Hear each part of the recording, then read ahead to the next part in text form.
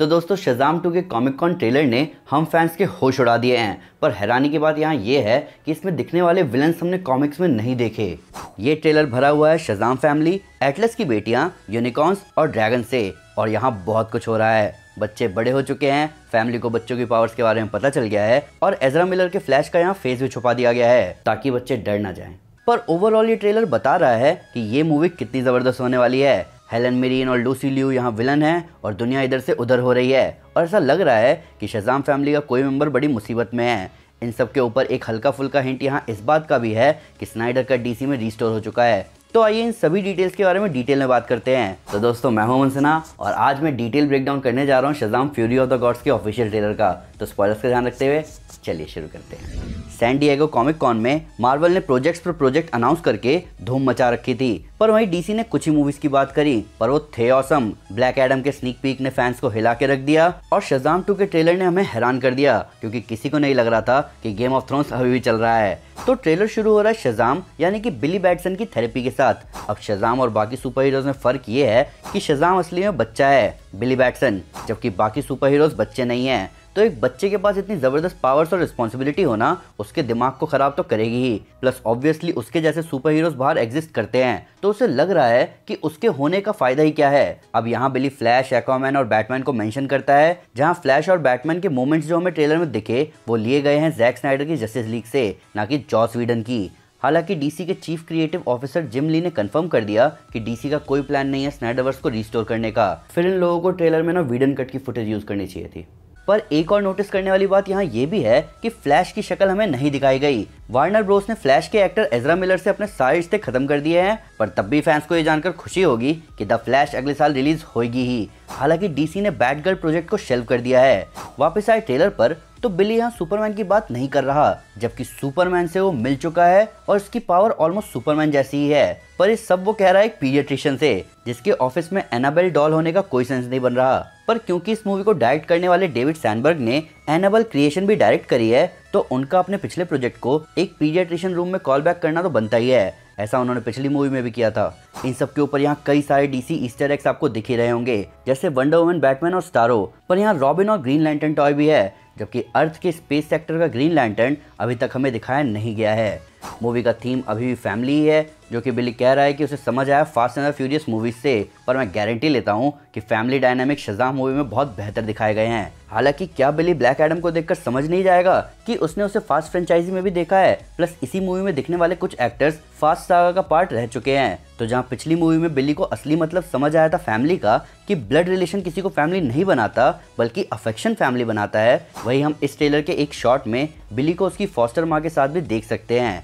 बिली ने अपनी पूरी लाइफ अपनी माँ को ही ढूंढा है और जहाँ पिछली मूवी में उसे उसकी अपनी माँ मिल गई, वहीं माँ का प्यार हमें यहाँ इस मूवी में देखने को मिल सकता है। प्लस बिली अपनी पावर्स अपने भाई बहनों के साथ अभी भी बांट रहा है। इससे बड़ी शेयरिंग क्या होगी। इन सब के ऊपर जहाँ सारे भाई बहनों के बड़े वर्जन का रोल अलग अलग एक्टर्स प्ले कर रहे थे, वहीं सबसे बड़ी बहन मैरी अपने शज़ाम फॉर्म में वही रहेगी, क्योंकि बच्चे बहुत जल्दी जल्दी बड़े हो रहे हैं। बिली बैटसन खुद 1-2 साल में बच्चा नहीं लगेगा। बात करें बिली के सुपर हीरो बनने की, तो जहां पिछली मूवी में उसकी पावर्स पर उतना कंट्रोल नहीं था, वहीं ऐसा लग रहा है कि वो पहले से बहुत बेहतर है, पर परफेक्ट नहीं। डीसी और मार्वल दोनों ग्रीक माइथोलॉजीज को लेकर फिलहाल बहुत सीरियस हैं। हालांकि डीसी में ग्रीक माइथोलॉजी ज्यादा जोर शोर से यूज किया जाता है। एग्जाम्पल के तौर पर वंडर वुमन का पूरा ओरिजिन ग्रीक माइथोलॉजी से जुड़ा हुआ है। तो हमें यहाँ इसी माइथोलॉजी के कैरेक्टर्स हेस्पेरा और कैलिप्सो दिख रही हैं, जिनका रोल प्ले किया है हेलन मिरीन और लूसी लिू ने।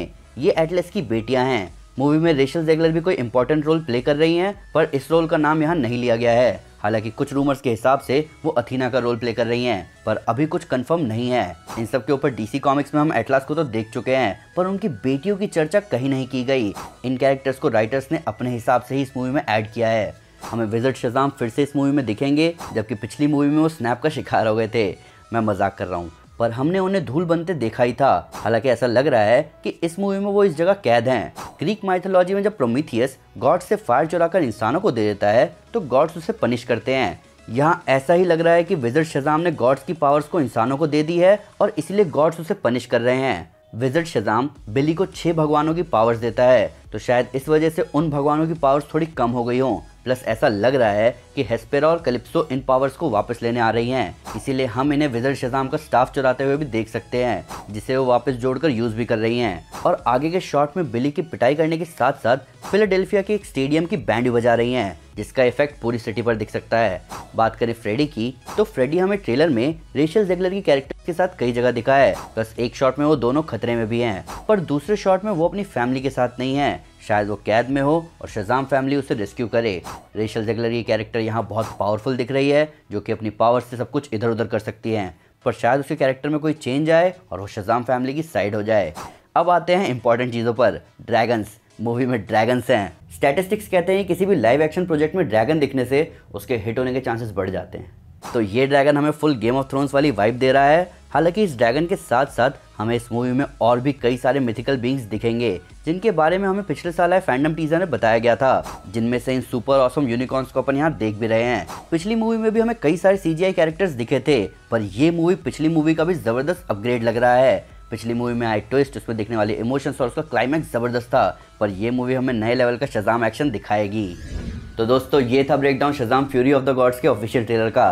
अभी DC में बहुत सारे चेंजेस हो रहे हैं। हाल ही में सुनने में ये भी आया है कि DC को अपना खुद का स्टूडियो मिलेगा, प्लस DC 10 साल का अपना एक प्लान भी सेट कर रहा है। पर फिर भी अगर उसको कोई डिटेल मिस हो गई हो या आपके कोई नया फैक्ट है इस वीडियो से रिलेटेड, तो प्लीज़ हमें कमेंट पर जरूर बताएं या हमारे सोशल मीडिया हैंडल पर हमारे साथ शेयर करें।